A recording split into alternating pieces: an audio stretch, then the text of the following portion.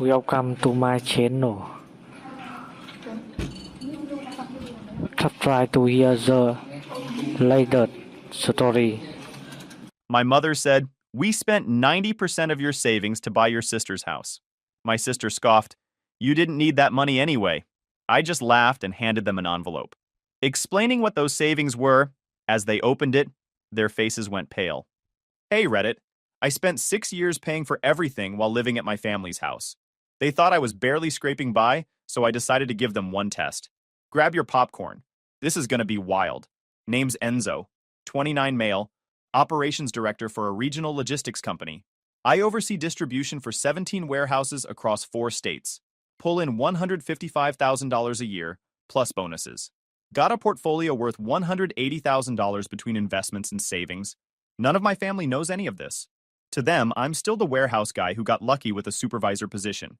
I live with my parents, Rafael and Katerina, and my sister Sophia in a rental house they think I can barely afford. Been bankrolling the whole thing since I was 23. Rent, utilities, groceries, insurance, all of it. Rafael does part-time bookkeeping that brings in maybe $1,100 a month. Katerina works retail 3 days a week for about $900. Combined, they clear maybe $2,200 on a good month. Sophia is 26, has a degree in communications, and hasn't held down a real job since graduation. She's building her personal brand on social media. Last I checked, she had 340 followers and posted selfies at brunch spots I paid for. Things got really bad about 8 months ago, but it wasn't slow. It was a bunch of gut punches over 3 weeks that showed me exactly what I was to them. I'd just gotten back from a work trip to Dallas. Exhausted. Hadn't slept in 30 hours. Walked in the door and Sophia was redecorating the living room. "What do you think?" she asked, pointing at new throw pillows and a rug. "Looks good. How much?" "Only $600. I used your card." Not asked. Used. Like it was her money. I was too tired to argue. Went to my room. Found out she'd also been in there. My desk drawer was open. She'd taken my spare credit card, the one I kept hidden for emergencies. Then Raphael's car needed work. Transmission issue. Came to me desperate. Said he couldn't get to work without it. $950. I transferred the money right away. 2 days later, I'm getting gas, and I see his car in the Buffalo Wild Wings parking lot. Middle of a Tuesday afternoon. I walk in. He's there with 3 of his buddies, wings piled high, watching basketball on the big screens. He saw me. Just waved like it was normal. I paid for an emergency repair so he could go hang out with his friends. Then Katerina needed money for a spa weekend. Said she was stressed. Needed it for her mental health. $750. I gave it to her because I actually believed her. She came back complaining the hotel wasn't nice enough. Said next time she'd go somewhere better. But the thing that really did, it happened on my birthday. I turned 29. I came home from a double shift. Had been up since 4 a.m. doing inventory counts across 3 warehouses. Absolutely destroyed. Looking forward to maybe just ordering pizza and watching a movie. Walked in to find the house full of people. Katerina's sister and her family, Raphael's brother, some of Sophia's friends, music playing, food everywhere, decorations, balloons, a banner stretched across the living room. I thought maybe they'd actually remembered. Maybe this was for me. "Oh, Enzo," Katerina said when she saw me. "Perfect timing. We're celebrating Sophia's new job." Sophia had just gotten a part-time position at Target. 4 shifts a week, $16 an hour. They threw her a party. My birthday wasn't mentioned once. Not a single person there even knew it was my birthday. My aunt asked how I'd been. I said it was my birthday. She looked uncomfortable and changed the subject. But here's the part that really got me. I saw the receipts on the kitchen counter while getting water. $380 at the fancy Italian place for catering. $120 for a cake from that expensive bakery downtown. $95 for decorations. All on my credit card. My money funding a celebration for Sophia's minimum wage retail position, while my own birthday got treated like it didn't exist.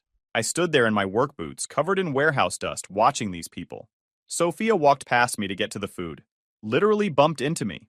Didn't even look at me. Her friend asked, "Who's that?" "Just my brother. He works at a warehouse." I went to my room. Sat on my bed. Pulled up my bank account. My actual account. The one they didn't know about. $180,000. VP track position. Managing 17 warehouses across 4 states. And they thought I was nothing. That's when I decided to find out who they really were. Who they actually were when given the chance to show it. The next day, I started planning. I opened a new checking account and transferred $12,000 into it. Less than 7% of my liquid assets. Got a debit card attached to it. Then I called my old college friend Diego, corporate attorney, smart guy. I need you to draw up some paperwork for me, I said. Account access documentation. Make it thorough and professional. What's this for? I'm giving my family access to money. Want everything documented properly. He was quiet for a second. You're up to something. Just covering my bases. Can you do it? Give me a few days. The documents he sent over were perfect. 8 pages. Professional. Exactly what I needed. Sunday dinner, I made my move. Ordered their favorite Chinese food. Once everyone was comfortable and full, I pulled out the card and the paperwork. So, I wanted to talk to you guys about something, I started. I've been thinking about making things easier. Instead of you always asking me for money and me transferring it, what if I just gave you access to my savings account? Katerina's eyes went wide. Your savings? You're my family. I've got $12,000 in here. It's everything I've managed to save. Figure you can use it for household bills, keep things running smooth. Sophia perked up. 12,000? That's actually pretty good for a warehouse supervisor. I bit my tongue.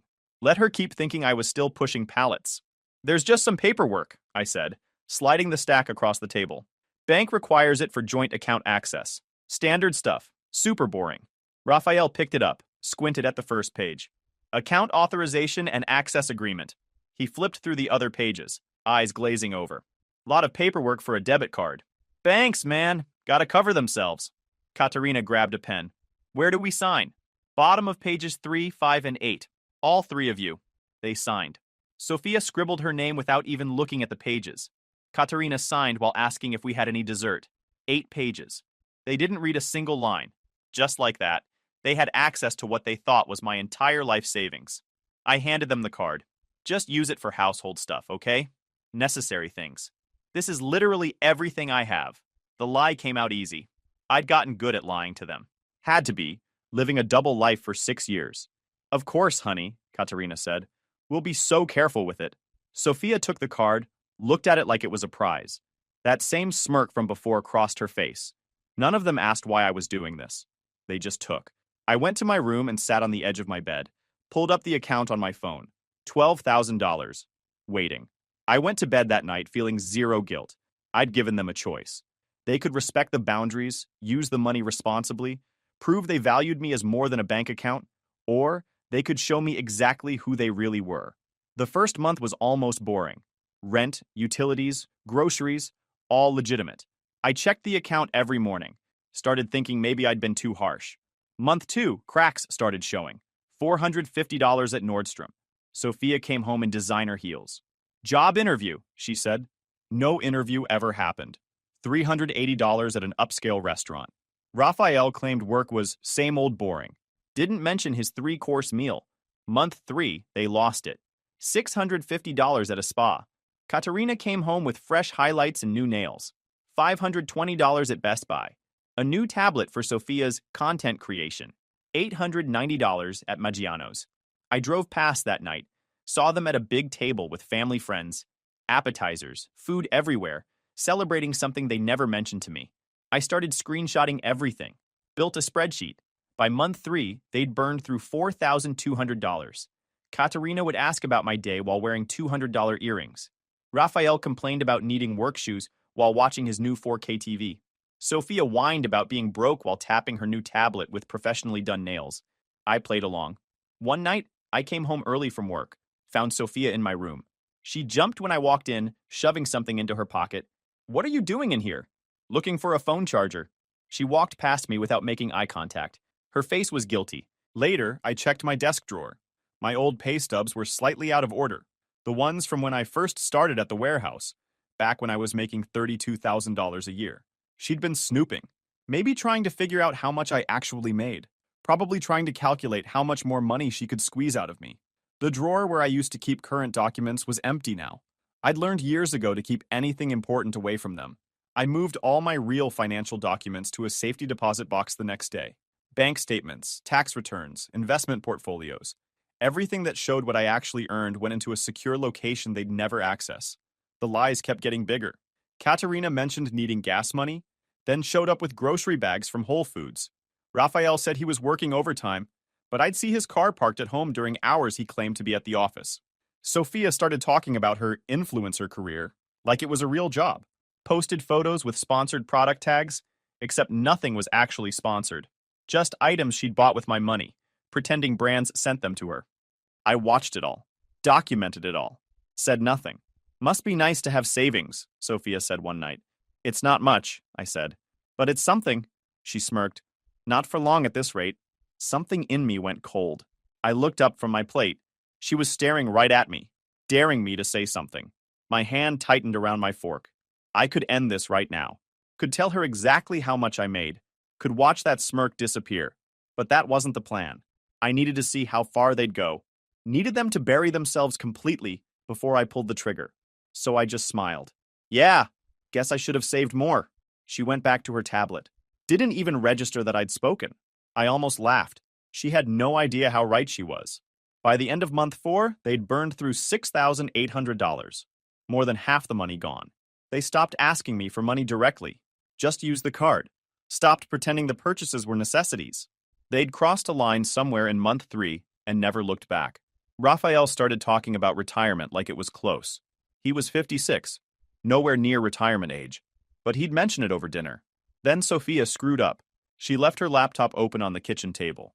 Real estate search results. Maryvale listings. Houses in the $180,000 to $200,000 range. Down payment calculator showing $5,500 needed. A spreadsheet calculating monthly payments. Exact amount that would be left in the account after their month 4 spending spree. They weren't just planning to use my money. They were planning to use all of it. I took photos of her screen, added them to the folder. The folder was getting thick. 5 months of documentation. Every lie, every purchase, every conversation where they talked about me like I was stupid, every time they treated me like I was invisible. Month 5 rolled around and the account dropped below $5,000. I started hearing them talk late at night. We should use the rest for the down payment, Katerina said. What if Enzo asks? Raphael's voice. He gave us the card. A house is a household expense. Sophia chimed in. Plus, once we have the house, he can move out. He's 29. Kind of weird he still lives at home. I stood in the hallway, phone out, recording every word. Let them dig deeper. She called me weird for living at home. I paid the rent. I paid the utilities. I paid for the food in the fridge and the cable she was probably watching right now. I'd spent 5 months staying calm, staying cold.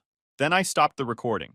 The next week, they started looking at houses, talking about square footage and neighborhoods, discussing paint colors like they'd already bought the place. Then the realtor call started. I'd hear Katerina on the phone in hushed tones, asking about inspection timelines, discussing closing costs. They were serious. One Saturday, they all left together, dressed nicer than usual, and said they were going to brunch. I watched them drive toward Maryvale instead. I followed them, kept my distance, watched them meet a realtor outside a rundown 3-bedroom house with bars on the windows, watched Sophia take selfies in what would be her room. They spent an hour there, planning their new life. The account balance, $4,800. I pulled up the listing that night, $190,000. Down payment needed, $5,700 minimum. They were short, by about $900. 2 days later, another charge hit, $920. Cash advance.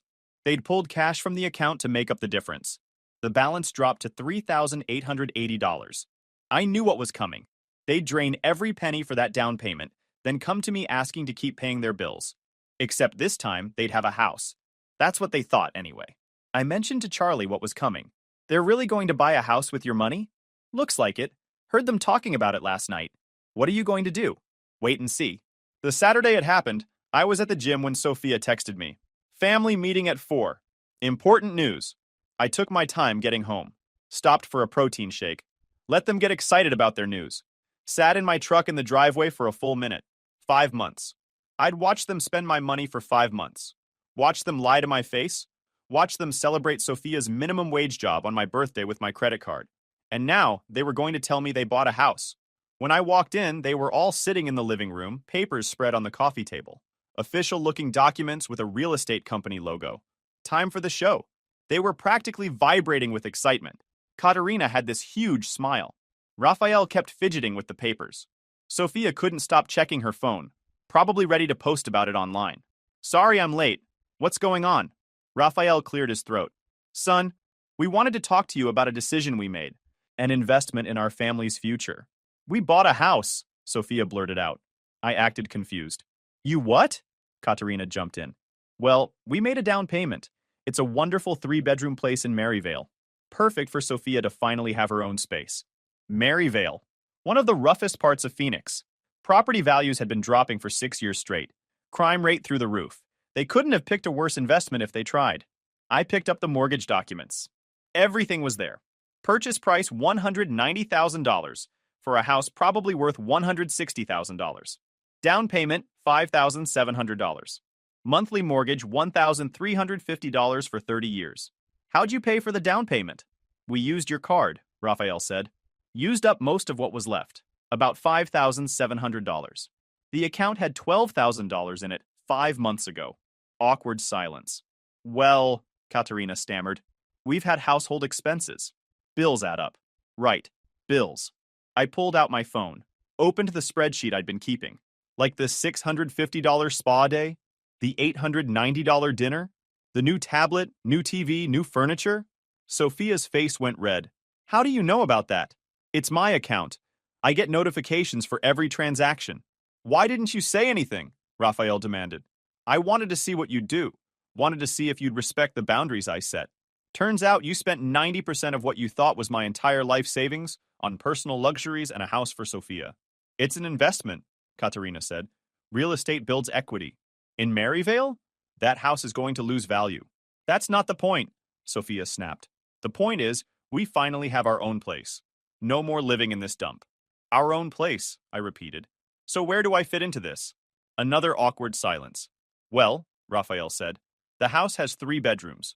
One for your mother and me, one for Sophia, and we need the third as an office, for when Sophia's brand takes off. You're 29, Enzo. It's time to find your own place anyway. Be independent. Independent, right, I laughed. And I'm guessing you'll still need me to send money for bills? And for this mortgage you just took out? Katerina looked relieved. Yes. If you could cover the $1,350 mortgage payment, plus maybe another $500 for utilities and groceries at the new place. So you want me to find my own apartment, pay my own rent, and still pay $1,850 a month for a house I can't live in? We're family, Raphael said. I looked at them. They were all staring at me, waiting for me to agree. 5 months. I'd watched this play out for 5 months, and now they wanted more. The room was dead silent. I could hear the clock ticking in the kitchen, could see Katerina's fake smile starting to crack. You're absolutely right, I said. Standing up. Family does help each other. I let that hang in the air for a second, which is why I'm sure you'll understand what happens next. The relief disappeared. Katerina's smile froze. I walked to my room, each step deliberate. Heard them murmuring behind me. Confused. Concerned. I pulled out my laptop, logged into my email, found the documents Diego had sent me 5 months ago. The ones I'd been saving for exactly this moment. This was it. Printed all 8 pages. Watched the sheets slide out one by one. Each page another nail in the coffin they'd built themselves. Picked up the stack. Walked back to the living room. They were exactly where I left them. Frozen. Waiting.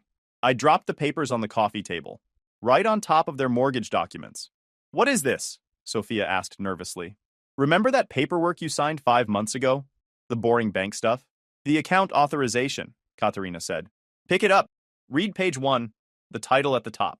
Raphael picked up the stack, started reading. His face went white. Loan agreement and promissory note. The room went dead silent. What? Katerina grabbed the papers. I pulled out my phone, started reading from my copy. Page 1, paragraph 2. Borrower acknowledges receipt of loan funds in the amount of $12,000 from lender, with repayment terms outlined herein. Page 3. Right above where you signed, borrower agrees to repay the full loan amount plus 7% annual interest within 12 months of first withdrawal. Page 5. Another section you signed under. Monthly payments of $1,100 are due beginning 30 days after initial withdrawal. This is fake, Sophia said, but her voice was shaking. You're making this up. I handed Raphael my phone with the PDF open. Every page. 8 pages total. You signed pages 3, 5, and 8. All 3 of you. Right under clauses that explicitly use the words loan, borrowed funds, and debt obligation. Katerina was flipping through the pages frantically. But you said it was account authorization. You said it was for bank access. I said it was paperwork for giving you access to the account, which it was. You assumed the rest. And you signed without reading. You tricked us, Sophia screamed. I gave you 8 pages of clearly outlined terms. Every single page says loan agreement at the top, in the header, on every page. You didn't read it. That's on you. Raphael stood up, face turning red. No court would enforce this. This is completely legal. I cut him off. Diego Chen is a corporate attorney. He made sure every word was airtight. You want to challenge it, hire a lawyer. But legal fees for a contract dispute start around $15,000. More than you owe me. The reality was sinking in now. I could see it on their faces. So that money, Katerina whispered. It wasn't your savings? Oh, it was my savings. Just not a gift. It was a loan. That you spent. And now you owe back. How much? Raphael asked. 12,000 principal, plus 7% annual interest calculated monthly, plus any court costs if you default. Works out to about $1,100 a month for 12 months. We can't afford that, Katerina yelled. We have the mortgage now. Should have thought of that before buying a house with borrowed money. Raphael stood up, face red. This won't hold up in court. We're your parents. Katerina's voice went shrill. And I gave you every opportunity to respect that $12,000. You made your choices. I headed to my room, left them sitting there in shock. I called Diego. How'd they take it? About as well as you'd expect. That contract is bulletproof. If they default, we can pursue collections, put liens on that house, garnish wages. Good. I gave them a week to process. Moved my valuables to a storage unit. Kept my laptop and important documents in my truck. The following Saturday, I came home to find locks changed. Raphael answered the door, arms crossed. You're no longer welcome here. The lease is in my name. Has been for 4 years. His face went pale. I pulled up the lease on my phone. My name, my signature, my bank account. You've been living in my house, and you just locked me out. I called the landlord. He was pissed. Called the police. The officer showed up, made Raphael let me back in, and warned him about illegal lockouts. How dare you call the police on your father? Katerina screamed. How dare you lock me out of my own house? Over the next 2 weeks, they tried everything. They called other family members, tried to paint me as the villain. I sent the loan documents to my aunt, my uncle, my cousins. Let them see the signatures. My aunt called. Your mother says you're forcing them into debt. I'm collecting on a loan they took willingly. They say you tricked them. I gave them an 8-page document with clear terms. They signed. She was quiet. They really bought a house with your money? With borrowed money, they have to pay back. Yes. That's pretty stupid of them. They tried reporting my bank accounts as fraud. Bank investigated, saw the loan documents, closed the complaint. They tried claiming elder abuse. I was 29, they were 56 and 53. Investigators laughed. Sophia went online, posted about her abusive brother trying to destroy the family. Family kept calling with their complaints. I kept sending them the loan documents. Eventually, they stopped.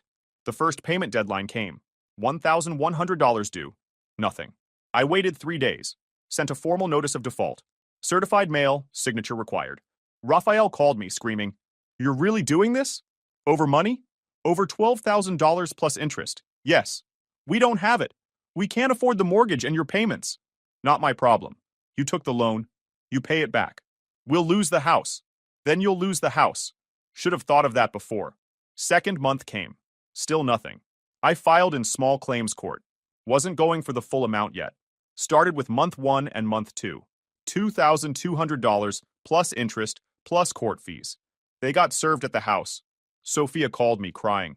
You're suing us? Actually suing us? Told you I would. Yeah, but we're family. Family my ass.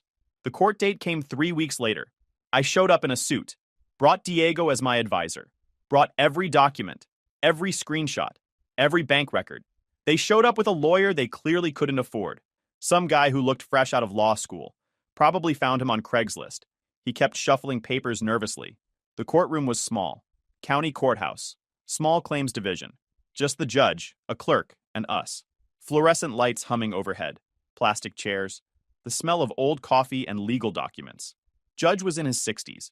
He took one look at the stack of documents Diego laid out, and I knew we'd already won. Their lawyer tried the sympathy angle.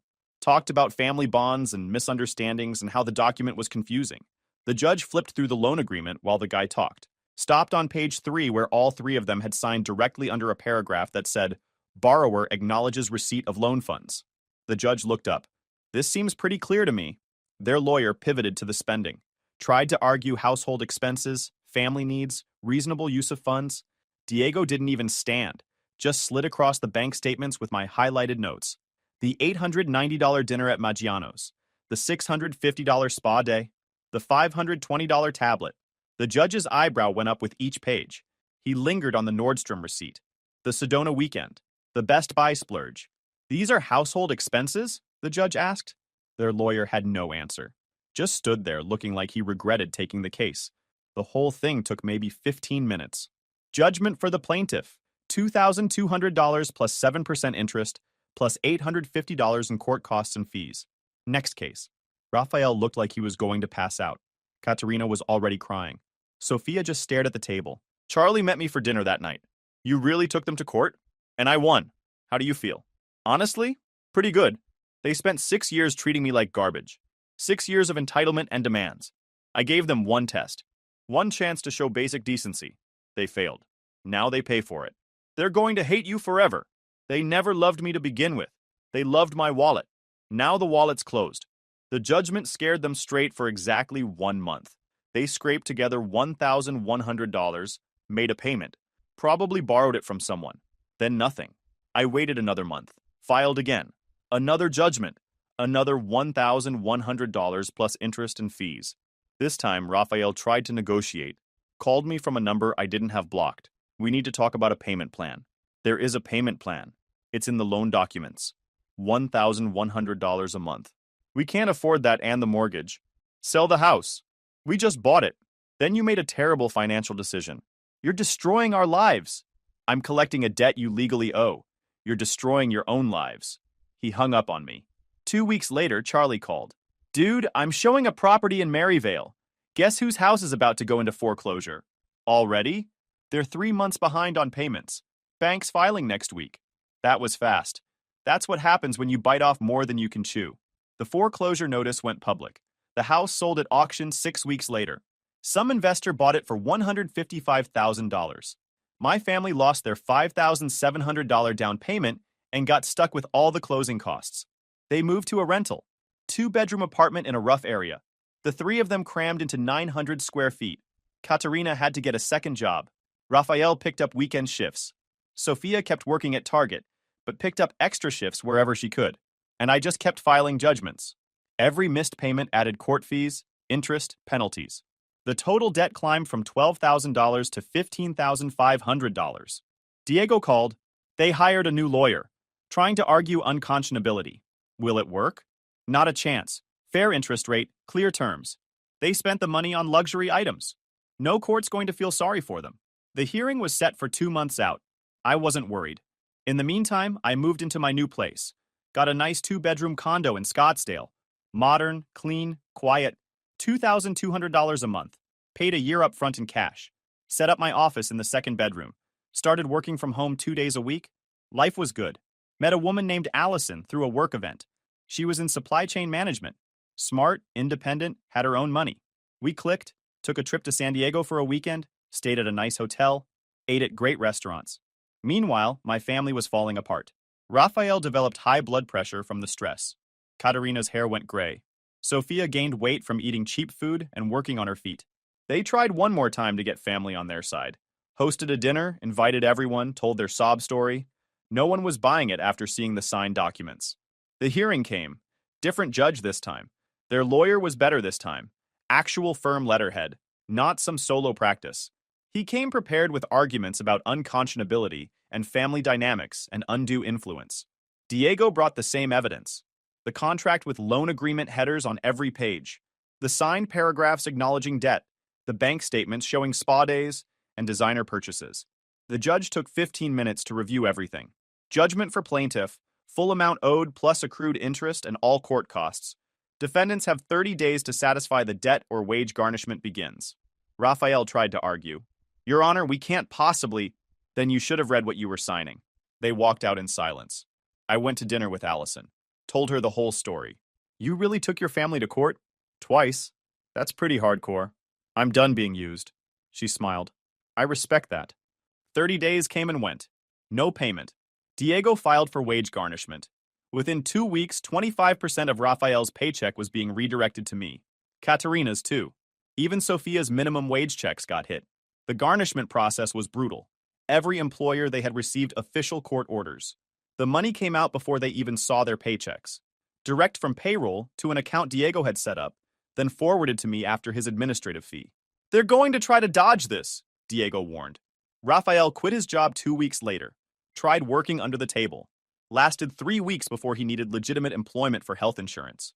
We filed garnishment the day he got another job. Sophia tried the same thing, quit Target, tried getting paid under the table somewhere, lasted a month before she needed consistent income, went back to Target. Garnishment resumed. They were making maybe $4,500 a month combined. After garnishment, they took home $3,375. After utilities, car insurance, gas, food, they were clearing maybe $800 a month. Work kept getting better. Allison and I got serious. We moved in together after 6 months. Then, 9 months after the final judgment, Charlie called. Your family's moving. Where? New Mexico. Saw them loading a U-Haul. Judgments follow you across state lines. They spent 6 years being relentless with me. I learned from the best. They moved to Albuquerque, found jobs there. Garnishment followed within 3 months. Over the next year, they paid back $8,400 through garnishment. Employment wasn't steady. Rafael had health issues. Sophia kept switching jobs. The garnishment hit when they were working, but there were gaps. Still owed $7,100. I didn't chase them, just let the legal system work. Diego called periodically. They tried to file bankruptcy. Will it work? Not for a valid contract debt. Bankruptcy won't discharge it. Life moved forward. 2 years after the initial loan, they'd paid back $11,200 through a combination of garnishment and a few lump sum payments when they got desperate. Still owed $4,300. Then I got the call. It came from a number I didn't recognize. Enzo? Katerina's voice, shaky. How'd you get this number? It's your father. Heart attack, 3 weeks ago. The medical bills are over $40,000. We can't afford it with the garnishment. File for medical bankruptcy, or work out a payment plan. Son, please, we're family. That stopped meaning something when you kicked me out and called me a failure. I hung up. 3 days later, Sophia showed up at my house, with Allison there. Dad's really sick. The garnishment is killing us. You should have thought about that before spending $12,000 on designer clothes and fancy dinners. Allison came to the door. Sophia looked at our house, the neighborhood, her face twisted with rage. This is what you chose while your family suffers? I chose to not be used anymore. She threw an envelope at me. From Dad. Then she left. I opened it. Handwritten letter.